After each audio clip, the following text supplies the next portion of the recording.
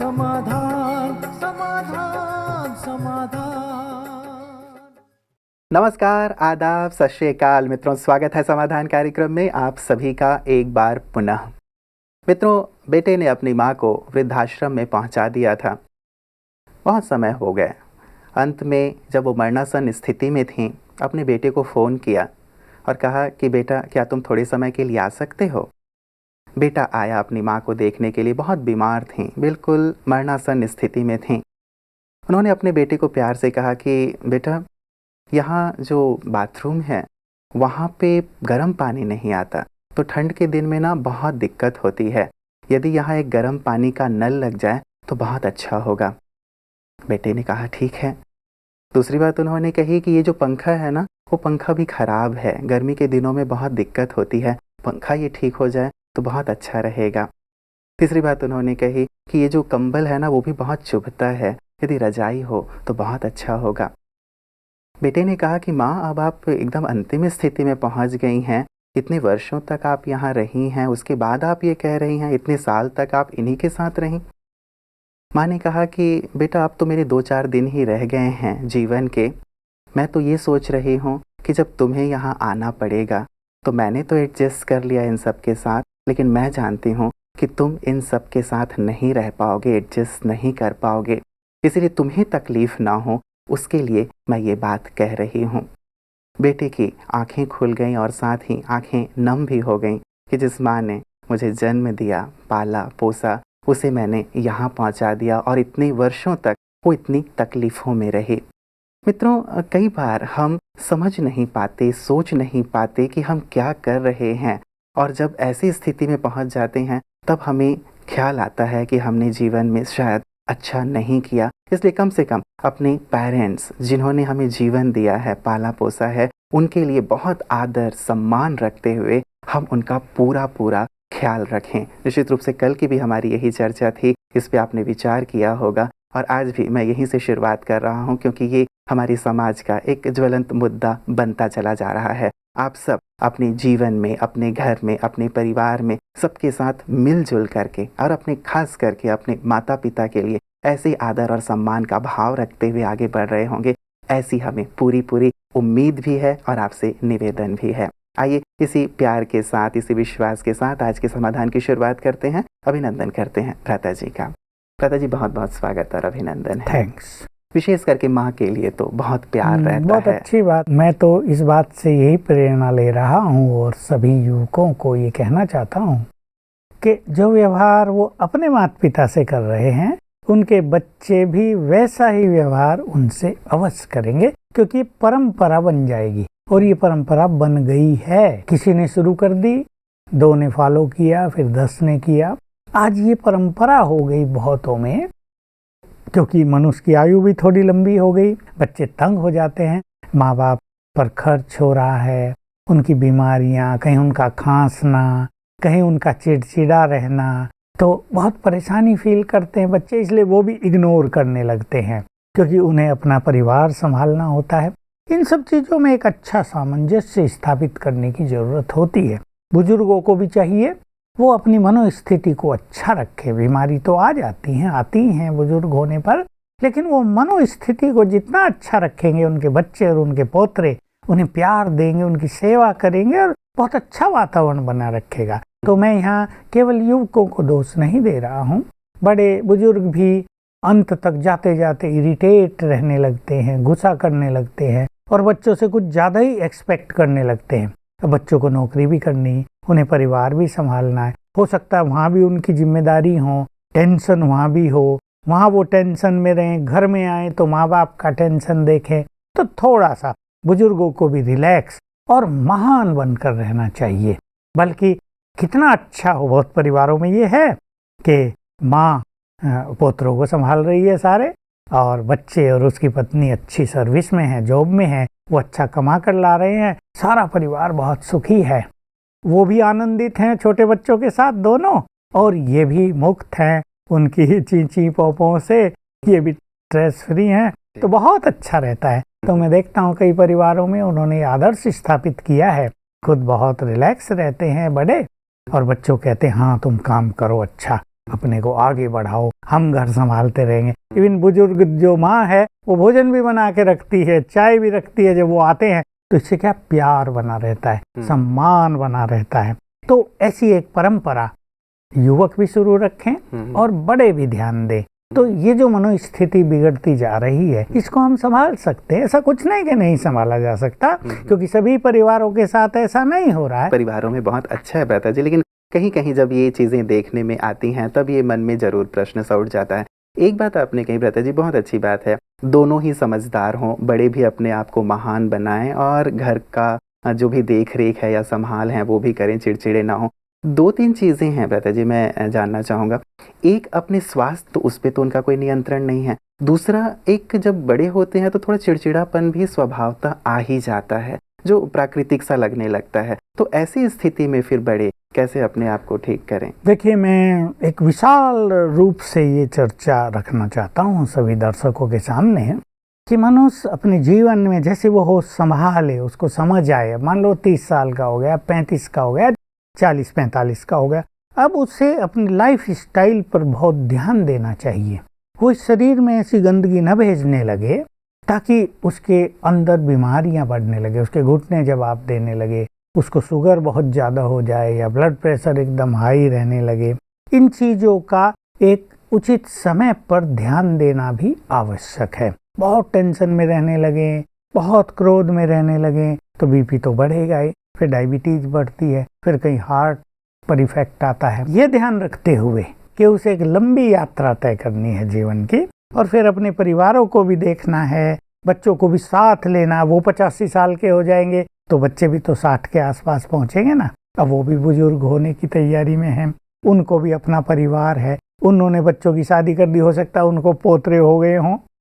तो एक life style सभी को बहुत सुंदर रखना, अपनी 35-40 वर्ष की आयु से शुरू से ही रखें तो बहुत अच्छी बात है।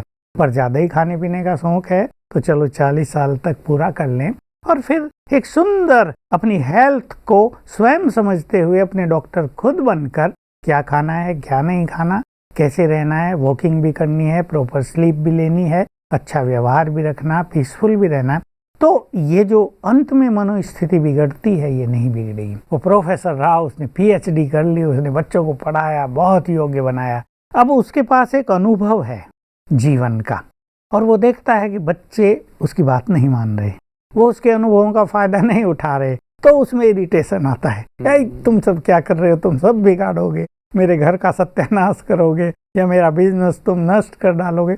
तो उसकी बहुत सारी एक्सपेक्टेशंस, उसके अनुभव कहीं कहीं उसको इरिटेशन की ओर ले चलते हैं।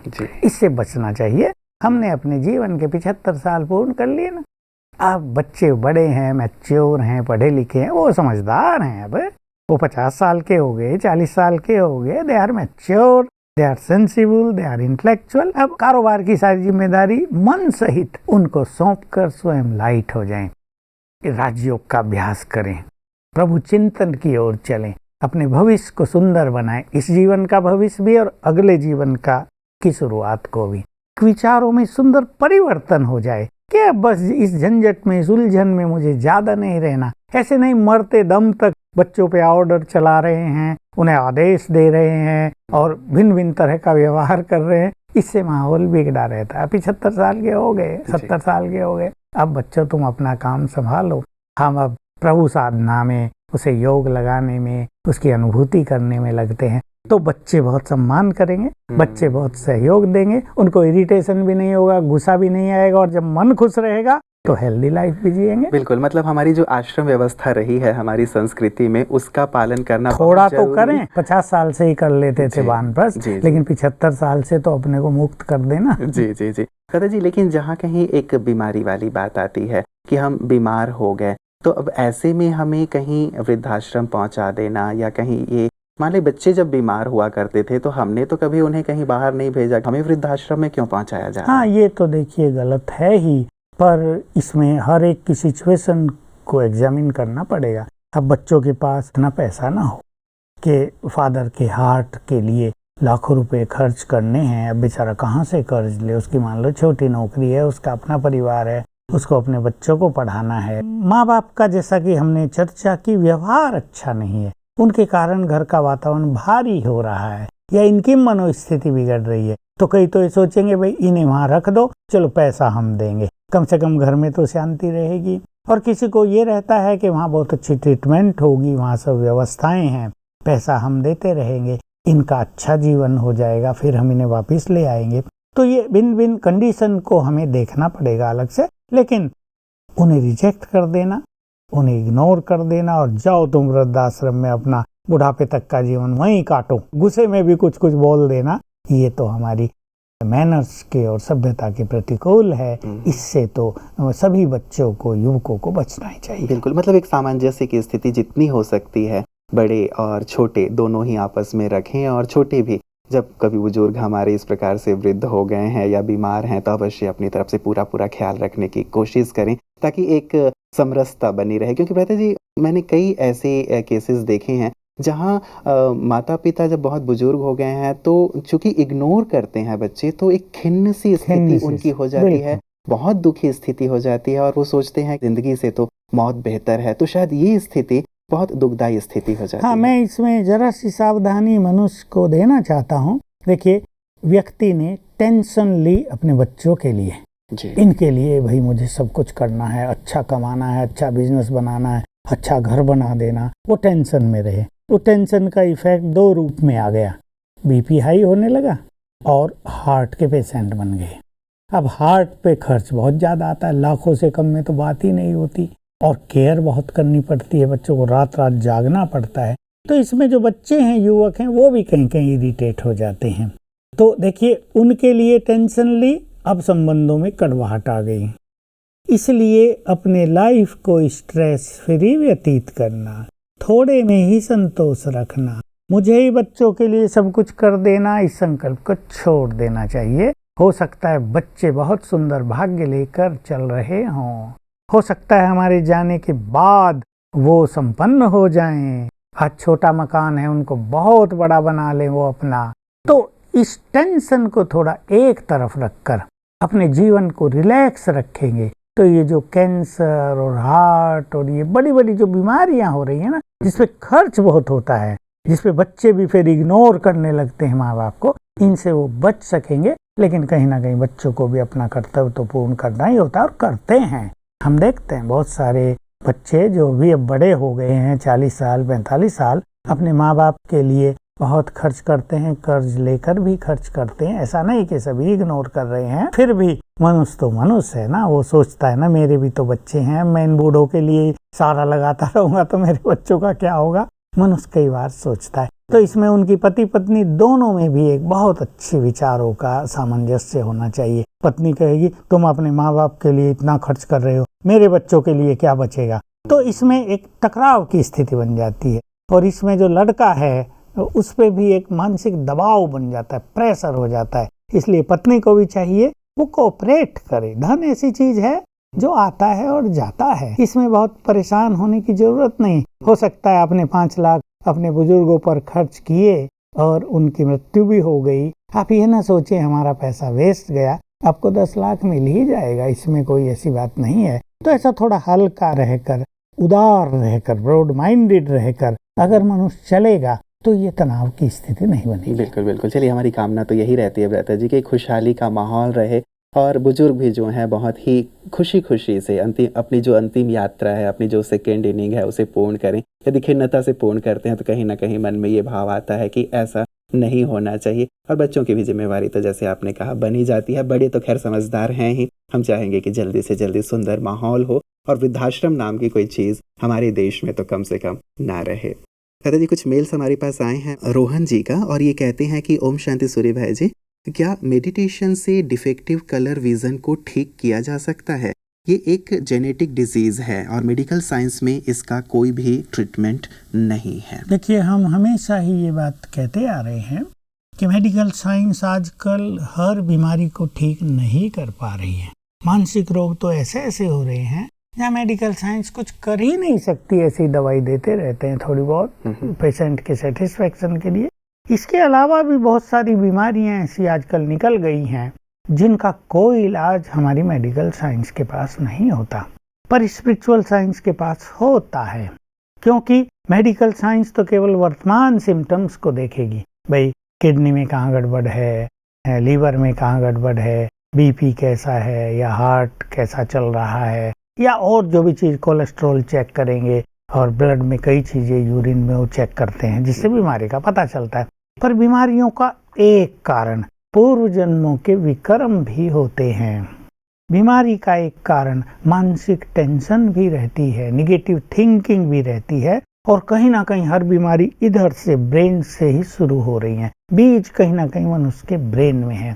कहीं ना कहीं खान पान भी आजकल मनुष्य का ऐसा है, मनुष्य न जाने क्या क्या खा रहा है, उससे भी बीमारियां पैदा हो रही हैं। तो डॉक्टर लोग तो केवल वर्तमान रिजल्ट देखेंगे ना, लेकिन बीज कहाँ है ये हर डॉक्टर को पता नहीं चल सकता, पता चल भी नहीं सकता, वो कितना भी एक्सपर्ट डॉक्टर क्यों ना हो।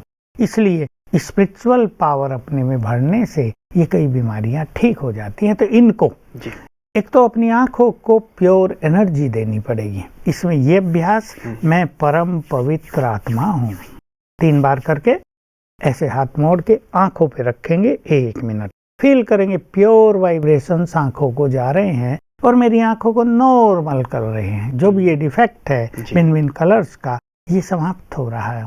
दूसरा अभ्यास करेंगे, पानी को इसी संकल्प से चार्ज करेंगे, मैं परम पवित्र आत्मा हूँ। आधा गिलास पी लें, आधा गिलास आंखों पे छिड़क दें। तीसरा अभ्यास, ब्रेन को एनर्जी देंगे और इसके लिए संकल्प करेंगे, मैं मास्टर सर्वशक्तिवान हूँ। 3 बार करके 1 मिनट यहाँ हाथ रखेंगे। ये 1 मिनट रखना है, ऐसा 10 बार करना है। आंखों पर भी 10 बार कर सकते हैं, 5 बार सवेरे, 5 बार शाम को भी कर सकते हैं। और चौथी चीज जो है, विजन बनाएंगे, विशेषकर रात को सोते समय और उठते ही, कि मैं इस बीमारी से मुक्त हूँ। अब मान लो मैं पढ़ रहा हूँ या दूर तक देख रहा हूँ तो बिल्कुल क्लियर विजन है, कोई समस्या नहीं है। और साथ में जैसे हम चर्चा कराए हैं, इम्पोर्टेंट ये है कि 1 घंटा पावरफुल राजयोग मेडिटेशन करें। इस मेडिटेशन से वो विकर्म नष्ट हों जो इसका मूल आधार बने हुए हैं बीमारी का।